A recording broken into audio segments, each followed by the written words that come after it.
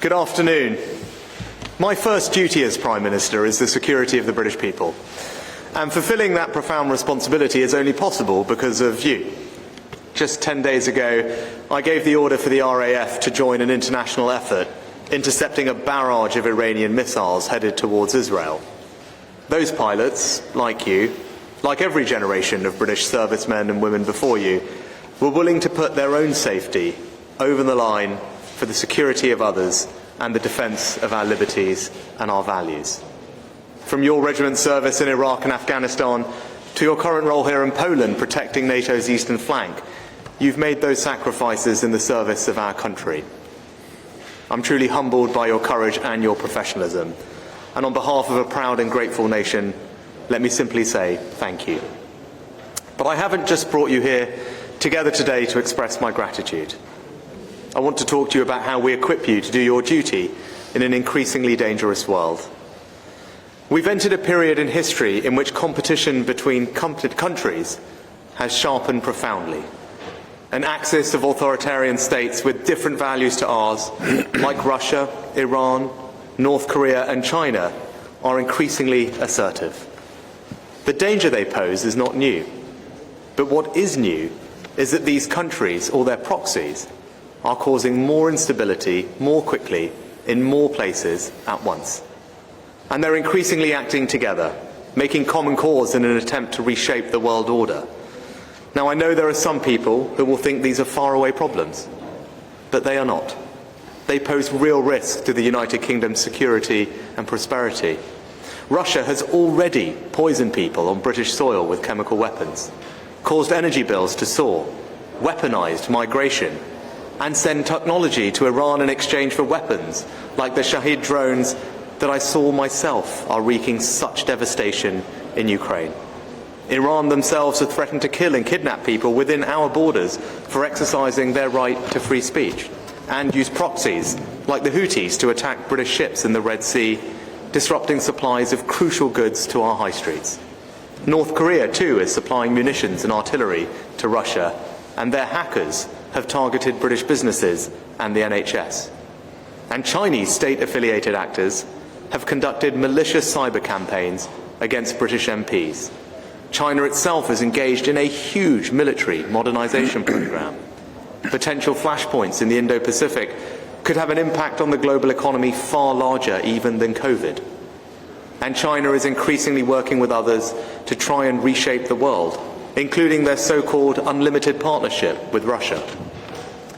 So the new assertiveness of these authoritarian states far from our shores must concern us, because they are increasingly acting together against the fundamental values that we all hold dear, of democracy, freedom, and the rule of law. Now, we must not overstate the danger. We're not on the brink of war, and nor do we seek it. And people should feel reassured that the UK's armed forces are some of the most professional, well-trained, well-equipped and battle-ready in the world. And I'm incredibly proud of all that they've achieved, from patrolling the Arctic Circle as part of the Joint Expeditionary Force, to the campaign against Daesh in the deserts of Iraq and Syria, from protecting the freedom of navigation in the Red Sea, to policing the skies above Eastern Europe. And just look at the investments we've made in the last decade. £40 billion in the British Army, who proudly provide one of NATO's strategic reserves, with 16,000 troops deployed to Europe this year. The Royal Air Force, equipped with new Typhoons, Chinooks, F-35s, with the GCAP programme delivering new fighter jets with Japan and Italy. The Royal Navy is a carrier navy once again, with 22 new ships and submarines on the way, and the historic AUKUS partnership building the most advanced nuclear-powered subs the world has ever known. And we've launched a new national endeavour to invigorate and invest more in our nuclear deterrent. And all of this is combined with our outstanding diplomatic network, development expertise, law enforcement and intelligence agencies, and support for our allies. Above all, the £12 billion we've provided to Ukraine. So I'm proud of our record on defence and confident in our ability to deter our adversaries and ensure the security of the United Kingdom. But in a world that's the most dangerous it's been since the end of the Cold War, we cannot and must not be complacent. As Churchill said in 1934, to urge the preparation of defence is not to insert the imminence of war. On the contrary, if war was imminent, preparations for defence would be too late. I believe we must do more to defend our country, our interests and our values. So today I'm announcing the biggest strengthening of our national defence for a generation. We will increase defence spending to a new baseline of 2.5% of GDP by 2030. That starts today and rises steadily in each and every year. Over the next 6 years, we'll invest an additional £75 billion in our defence. And it will be fully funded with no increase in borrowing or debt. So this is not some vague aspiration for the future. We have a clear plan for what we'll spend, when we'll spend it, and how we pay for it. A plan that makes the United Kingdom by far the largest defence power in Europe and second largest in NATO. Today is a landmark moment in the defence of the United Kingdom. This is a generational investment in British security and British prosperity. It makes us safer at home and stronger abroad. Now, we will have 3 immediate priorities for this new investment. First, we will put the UK's own defence industry on a war footing. One of the central lessons of the war in Ukraine is that we need deeper stockpiles of munitions and for industry to be able to replenish them more quickly. So today we're giving £10 billion in munitions support to give industry long-term funding certainty backed by long-term contracts so that they can produce more, be readier to surge capacity and to move to always-on production when required. From surface-to-air missiles made in Bolton to anti-tank weapons in Belfast, we will replenish our stockpiles, all while supporting British jobs right across the Union. But it's not just about investing more, we must invest better. For too long, too much of our defence procurement has been over-complex, over-budget and over-time. So we are making radical reforms to our procurement model to make sure this new investment delivers value for money. And to encourage private sector investment into defence production, I can also announce today that we're going to put beyond doubt that defence investment does count towards environmental, social and governance assessments. There is nothing more ethical than defending our way of life from those who threaten it. Now, all of this will put us at the forefront of the global defence industry, allow us to hugely ramp up defence production and give our armed forces the capability they need to keep us safe. But, as in so many other areas of our lives, technology is changing the face of war. So our second immediate priority is innovation and new technology. We need to innovate and adapt faster than our adversaries in space and cyberspace just as much as land, sea and air. Look at Ukraine.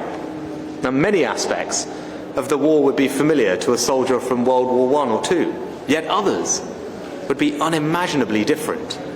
Like the fact that cheap, high-tech autonomous drones could disable large parts of Russia's Black Sea fleet. Now, the good news is that innovation is already one of our greatest strengths. The UK's own Dragonfire laser directed energy weapon costs only £10 a shot, yet is accurate enough to hit a £1 coin from a kilometre away. And today we're going further. We'll increase our defence R&D at a minimum to 5% of the defence budget, invest far more in autonomous drones, and we will set up a new Defence Innovation Agency so that for the first time, decisions about defence innovation will be brought together in a single strategic agency that will be freed from red tape and work with the private sector on emerging new technologies. Now, third, we must support Ukraine for the long term. Since the Cold War ended, the freedom of our continent has been based on a simple idea: that it is for people to decide the fate of their countries, not foreign armies. But allow Putin to win in Ukraine, and that principle of sovereignty would be undermined. We would be dragged back to a world where brute force, rather than the democratic will of free peoples, would shape borders and decide futures. And Putin will not stop in Ukraine. Win there, and he and indeed others will be emboldened. He has the desire, if not yet the capacity, to attack other countries in Europe, potentially including NATO allies, who we would be bound to defend just as they are bound to defend us. The costs of failing to support Ukraine now will be far greater than the costs of repelling Putin. Because only if he fails will he and other adversaries be deterred. And that is why the United Kingdom, whose history of standing up to dictators is so much part of our national consciousness, has come together with our allies to stand with Ukraine from the very start. Today we go further. We will send Ukraine an additional £500 million, hitting £3 billion of support this year, and will provide them with the largest ever package of UK military equipment. This will include more than 400 vehicles, 4 million rounds of ammunition, 60 boats and offshore raiding craft, vital air defences, and long-range, precision-guided Storm Shadow missiles. And as we make our historic commitment to increase defence spending to 2.5% of GDP, we'll move past this stop-start, piecemeal way of backing Ukraine, so that alongside our long-term security guarantee, we are today providing a long-term funding guarantee of at least the current level of military support to Ukraine for every year it is needed. That is the longest commitment any nation has provided, and it shows that Ukraine is not alone, and Ukraine will never be alone. A decade ago, as Russian tanks rolled into Crimea and the fight against ISIL raged across the Middle East, NATO allies came together in Wales and reached a historic agreement to increase their defence budgets to 2% of GDP. Back then, the UK was one of only 4 countries who did so. Today, there are 11, and I believe we will look back on this moment as a similar turning point in European security. Because for all that we welcome the news over the weekend that the United States Congress agreed a new package of aid for Ukraine, support that will be indispensable on the front line, this is not the moment for complacency. We cannot keep expecting America to pay any price or bear any burden if we ourselves are unwilling to make greater sacrifices for our own security. So I'm proud that the United Kingdom is increasing our defence spending to £87 billion a year. All across Europe, countries like Poland, Germany, Norway and the Baltic nations are stepping up to take greater responsibility for our own security. And I'm confident that whether in months or years, others will follow too. And at this turning point in European security, if 2.5% becomes a new benchmark for all NATO partners to reach, Allied defence spending would increase by over £140 billion. That would provide a level of safety and security for the British people and the people of all Allied nations that far outstrips anything we could achieve alone. To conclude, we did not choose this moment, but it falls to us to meet it. In a world of increasing threats, we must show our enemies that we are resolute and determined, that their attempts to destabilise our world or redraw its borders by force will fail, that with our friends and our allies we will be at the forefront of the defence of the free democratic world. And under my leadership, the United Kingdom will always stand up for our interests, deter our enemies, and defend our values.